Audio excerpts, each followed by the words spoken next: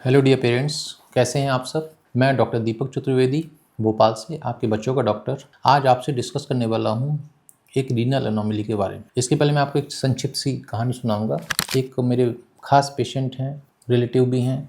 वो आए और बोले कि उनके एक फ्रेंड हैं, उनके वो मतलब वाइफ जो थी वो प्रेग्नेंट थी और लगभग 19-20 हफ्ते के आसपास सोनोग्राफी कराने गए तो बताया कि किडनी में कुछ समस्या बताई है। तो उन्होंने जस्ट मेरे से पूछा कि डॉक्टर साहब ऐसा होता है क्या, इतनी जल्दी पता चल जाता है बच्चों के किडनी में, बच्चा माँ के पेट में ही है और बच्चे को किडनी की समस्या हो गई है। तो मैंने उनको बताया हाँ डेफिनेटली ये समस्या जो किडनी में है ये बहुत जल्दी ही पता चलने लगी है। आजकल जो एक्सटेंसिव यूज़ ऑफ अल्ट्रासाउंड होने लगे हैं तो इससे जो बच्चा माँ के गर्भ में ही है उसको कोई भी किडनी से संबंधित या कोई भी विकृति हो रही है तो बहुत बड़ी अर्ली डिटेक्शन होने लगे हैं और अर्ली डिटेक्शन होते हैं तो उनका इलाज भी जल्दी हो जाता है और ऐसे बच्चे नॉर्मल लाइफ जी पाते हैं। तो फ्रेंड्स ऐसी कंडीशन को हम लोग बोलते हैं काकुट, CAKUT, मतलब congenital abnormality of kidney and urinary tract anomaly, है ना, काकुट। दोस्तों काकुट जो है ना बहुत कॉमन है और अभी तक इतना पता नहीं चलता था, लेकिन जब से एक्सटेंसिव यूज़ हुआ है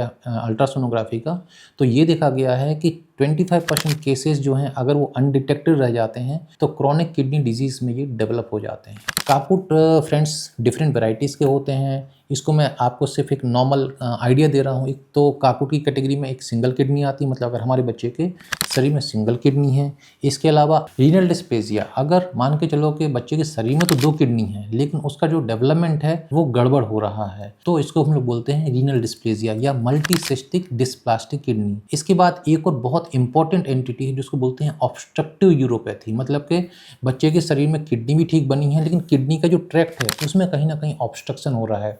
अगर ऊपर की ओर ही है तो उसको बोलते हैं VUR, वेजाइको यूरेटिक रिफ्लक्स। इसके बाद होता है पेल्वी यूरेटिक रिफ्लक्स। तो बहुत सारे ऐसे कहीं कहीं ऑब्स्ट्रक्शन हो जाने से बच्चे को कई प्रकार के रिफ्लक्स होते हैं जिस कारण से बच्चे के शरीर में, बच्चे की किडनी में विकृतियाँ उत्पन्न होने लग जाती हैं। इसके बाद कुछ और होते हैं जैसे कि रीनल एक्टोपिया, मतलब कि रीनल मतलब मान चलो कि जैसे किडनी है नॉर्मल अपनी जगह के अलावा जैसे पीछे साइड होती हैं, अगर वो मान के चलो राइट इलियक फोसा में है तो वहाँ पे दिक्कत है। पेल्विस में किडनी चली गई तो वहाँ पे दिक्कत हो रही है। इसके बाद ये भी देखा गया है कि बच्चे की किडनी तो ठीक हुई लेकिन उसमें खूब सारी गांठें हैं तो डिस्प्लास्टिक किडनी या सिस्टिक किडनी बोलते हैं। तो ये सब डिफरेंट वैरायटी हैं। इसके बाद ये सब जो समस्याएं हैं ये उत्पन्न करती हैं हाइड्रोनेफ्रोसिस। हाइड्रोनेफ्रोसिस मतलब कि जो किडनी का ट्रैक्ट है, किडनी है, किडनी के बाद यूरेटर है, यूरेटर के बाद क्या है, यूरिनरी ब्लैडर है।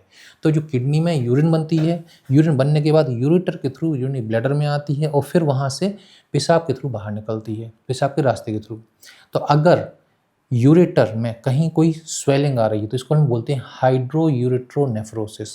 और फ्रेंड्स ये देखा गया है कि लगभग 90% बच्चों में ये जो है अर्ली डिटेक्शन होता है और ये 90% जो केसेस हैं माइल्ड टू मॉडरेट हाइड्रोनेफ्रोसिस या हाइड्रोयूरेट्रोनेफ्रोसिस, ये अगर सिक्वेंसली हमने इसको देखते भर रहे और बहुत ज़्यादा इंटरवीन नहीं किया तो भी ये धीरे धीरे ठीक हो जाते हैं। लेकिन कुछ बच्चों में हम लोग को ये देखना पड़ता है कि सिक्वेंशियल या सीरियल हमें अल्ट्रासाउंड करने पड़ते हैं जिनमें अगर ओलिगो हाइड्रोएमनियोज है, मतलब कि क्या होता है जो बच्चा जिस गर्भ में है उसमें जो एमनियोटिक फ्लूइड है वो कैसे बनता है, बच्चा जो पेशाब कर रहा है उसी से बनता है। और अगर उसकी कमी है जिसको बोलते हैं ओलिगो हाइड्रोएमनियोज, मतलब किडनी की समस्या हो रही है, बच्चा कम यूरिनेट कर रहा है, तो हमें उसमें सिक्वेंशियल सोनोग्राफी करनी पड़ती है। अब बच्चा जब पैदा हो गया तो ये बोला जाता है कि हमें बच्चे की अल्ट्रासाउंड कब करनी है।